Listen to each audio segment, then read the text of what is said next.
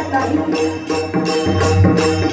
जय जयकार महाराष्ट्राचा, जय जयकार महाराष्ट्राचा, शिव शिव माझा संत ज्ञानेशाचा, जागृती केली भारतवर्षात, जागृती केली भारतवर्षात, जागृती केली भारतवर्षात, मुद्रा जमा करते स्वाभिमान,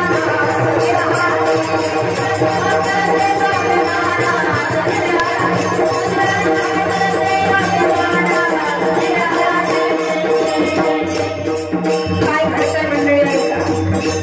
मंदिरं पाडले जात आहेत, काही कापल्या जात आहेत, भर रस्त्यावर आमच्या आई बहिणीच्या अंगावर हात टाकला जातो, भर चौकात आमच्या लेकी बाळीची लुटली जाणारी इज्जत, हे सगळं नंगानाच बंद झाला पाहिजे आणि हे बंद करण्यासाठी कोणीतरी पाहिजे। म्हणून राजमाता जिजाऊबा साहेब आई जगदंबेच्या दरबारात गेल्या, तुळजा भवानी समोर पदर पसरला आणि मागणं घातलं जगदंबेला, हे जगदंबे तुळजा भवानी आदी शक्ती, हे बंद करण्यासाठी तुझी शक्ती मला हवी आहे, तुझं बळ मला हवंय, काय हवंय।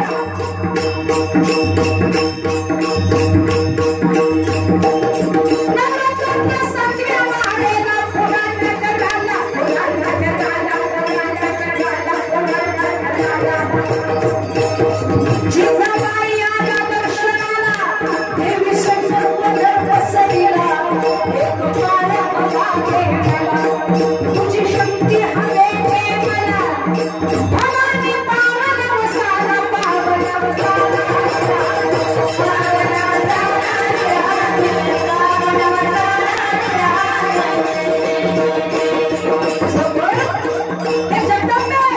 शक्ती आली आहे। नियमाप्रमाणे आपल्या कुलस्वामिनीला तुळजा भवानीला गोंधळ घालण्यात आला, गोंधळी बोलावले गेले, या गोंधळ्यांनी संभाळ वाजवायला आणले नाही आणि या गोंधळ्यांनी गोंधळाला सुरुवात केली मंडळी। आई राजाईचं विधान,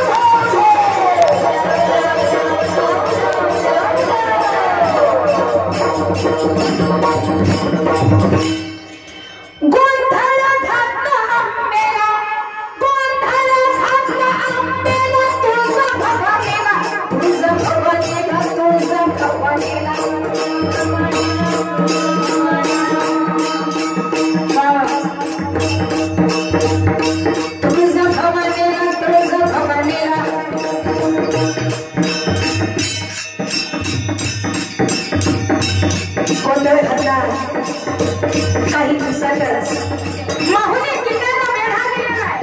नकोजीराव जाधवांनी आतमध्ये ही मंडळी अडकली, ज्यांनी वेढा दिला ते होते कोण? शहाजी राजांचे सासरे जिजाऊ साहेबांचे प्रत्यक्ष वडील। याच काळात पोटामध्ये छत्रपतींचा गर्भ वाढायला लागला होता। शहाजी राजे महालात आले, आम्ही ऐकलं आहे ते खरं आहे, आपली काही डोहाळे इच्छा आपण द्याल काय? आपला जिरेतो, कपड्याची समसेल, अंगावरचा पोशाख द्याल, पोशाख दिला, डोक्यावरती जिरेतो घातलं, कपड्याला समसेल अडकावली, जणू काही छत्रपतींचं तेज अंगावरती झळकायला लागलं होतं जिजाऊ साहेबांच्या। काय घडतंय मंडळी?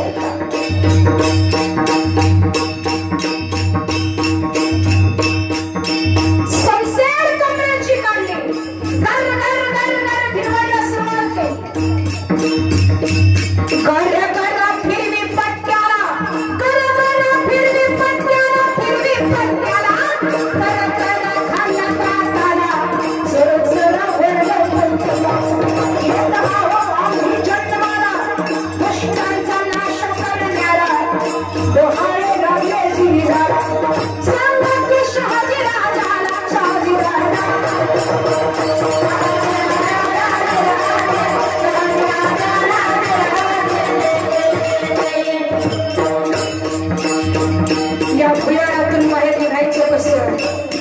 भुयारातून ही मंडळी बाहेर पडली. 7 महिन्याची गरोदर बाई घोड्यावर बसली. आरामचा हा घोडा सह्याद्रीच्या दऱ्या खोऱ्याला दौडायला लागला. कड्या हा घोडा असताना तोटावल्या भावाला मासाहेबांनी सांगितलं, बाळा तुला त्रास व्हावा म्हणून मी नमन करत नाही, पण हीच दौड तुला करायची. हिंदवी स्वराज्य निर्माण करायचंय याच घोड्यावर बसून.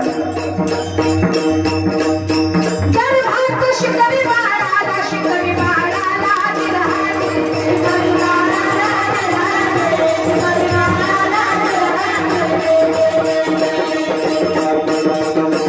सुंदर या गावाजवळ येताच घोड्यावर पाय उतार होत असताना तोल गेला. शहाजी राजांनी धरलं. अहो अहो अहो पण अशी जर रपेट असेल तर पुढे कसं जायचं? हे बघा, मला वाटत नाही मी आता पुढे येऊ शकेल. माझ्या पोटामध्ये बाळ आहे, रात्र खूप झाली आहे आणि दगदग झाली आहे. एक काम करा, तुम्ही पुढे जा, मी इथेच थांबते. नाही नाही, ही जागा धोक्याची आहे, आपणाला इथे सोडून मी जाऊ शकत नाही. हे बघा, मागून येणारा शत्रू तुमचे सासरे, पण माझे मात्र वडील आहेत. मला धोका नाही, तुम्ही जा. शहाजी राजे निरोप घेऊन आपल्या रस्त्याला निघून गेले. जिजाऊ साहेबांना विश्वासरावांच्या वाड्यावर ठेवण्यात आलं. जुन्नरला ठेवून गेली जावा, लखोजीनं पाठला केला, लखोजीनं पाठला केला. जुन्नर गावात विश्वासरावांच्या वाड्यावर मासाहेबांना ठेवले ही बातमी लखुजीराव जाधवांच्या कानावर गेली आणि पाठलाग करीत वाड्यावर आले. वाड्यावर येताच वाड्यावर पाय ठेवला आणि पाय ठेवताच आतून आवाज आला, कोण आहे? श्रीनिवास सरदार. पाबंदी रखो मसहर. पुढे पाऊल टाकाल तर खांदोळी केले जाय. आवाज कुणाचा होता? प्रत्यक्ष जिजाऊ साहेबांचा. लखुजीरावांनी समोर बघितलं, स्वतःची पोरगी अंगावर तलवार घेऊन धावून आली. हे बापानं बघितलं. मंडळी, राहवलं नाही त्या बापाला. बापाचं काळीज होत ते. सगळं वैर बाजूला पडलं, हातातली तलवार खाली गळून पडली आणि त्या बापाच्या हृदयाला पाझर फुटला. दोन्ही हात पसरले आणि आवाज दिला लेकीला, जिजा ये ग, जिजा ये, जिजा ये, या बापाला भेटायला ये, जिजा ये. किती दिवसातून बघतोय माझ्या लेकीला, किती दिवसातून बघतोय माझ्या बाळाला. ये ग बाळा ये. मासाहेबांनी पोटाला हात लावला. हळूवार पाऊल टाकत टाकत टाकत वडिलांच्या जवळ आल्या. येताच कडकडून मिठी मारली. आबा कसे आहात? बरे आहात? होय पोरी. अरे लेका मी बरा आहे, मी बरा आहे. पण पोरी कशी आहेस ग बाळा? कशी आहे माझी जिजा? कशी आहे? तोंडावरून गालावरून हात फिरवला आणि विचारलं, कसं आहे माझं बाळ? कसं चाललंय माझ्या बाळाचं प्रपंच? कसं चाललाय संसार? आबा हे तुम्ही विचारताय? तुम्ही विचारताय? ऐकायचंय? ऐका. माझ्या पोटामध्ये बाळ वाढतंय. 2 जीवाची बाई मी. एखाद्या ठिकाणी बसून आराम करावा, पण या अवस्थेमध्ये घोड्यावर बसून रात्रीच्या वेळेस बंद बंद बंद बंद बंद बंद फिरती. आबा मी अशी आहे तुमची जिजा. तुमची जिजा कशी? ऐकायचंय? ऐका आबा. पोटात बाळ असताना जड वस्तू उचलायची नाही म्हणतात, धोका असतो बाळाला. पण त्याच पोटात त्या बाळाला वाचवण्यासाठी या मध्यरात्रीच्या वेळेस दगडा धोंड्यातून कडे कपारीतून या घोड्यावर बसून फिरती आबा मी अशी ना माहेरी ना सासरी मध्येच माझ्या मायाला धोका आहे, मला धोका आहे, ही जागा धोक्याची आहे, पण तरीही मी इथे थांबली आहे. बाळा आबा मी माझा प्रपंच कसा चालला तुम्ही विचारलात ना आबा.